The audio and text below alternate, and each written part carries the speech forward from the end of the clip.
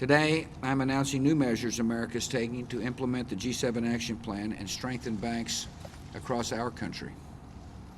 First, the federal government will use a portion of the $700 billion financial rescue plan to inject capital into banks by purchasing equity shares. This new capital will help healthy banks continue making loans to businesses and consumers. And this new capital will help struggling banks fill the hole created by losses during the financial crisis so they can resume lending and help spur job creation and economic growth.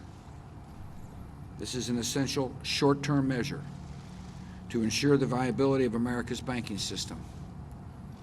And the program is carefully designed to encourage banks to buy these shares back from the government when the markets stabilize and they can raise capital from private investors.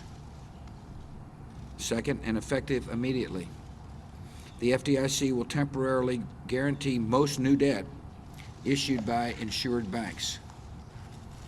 This will address one of the central problems plaguing our financial system.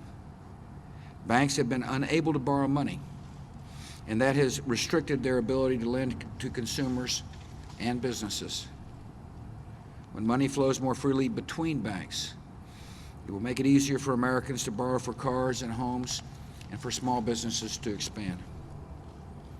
Third, the FDIC will immediately and temporarily expand government insurance to cover all non-interest-bearing transaction accounts. These accounts are used primarily by small businesses to cover day-to-day operations. By insuring every dollar in these accounts, we will give small business owners peace of mind and bring greater stability to the banking system. Fourth, the Federal Reserve will soon finalize work on a new program to serve as a buyer of last resort for commercial paper. This is a key source of short-term financing for American businesses and financial institutions.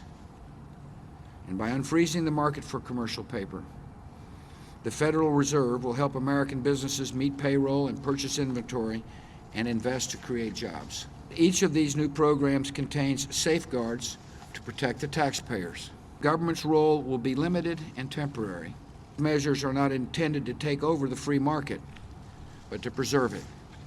The measures I have announced today are the latest steps in a systematic approach to address the crisis. I know Americans are deeply concerned about the stress in our financial markets and the impact it is having on their retirement accounts and 401ks and college savings and other investments. I recognize that the action leaders are taking here in Washington and in European capitals can seem distant from those concerns. But these efforts are designed to directly benefit the American people by stabilizing our overall financial system and helping our economy recover.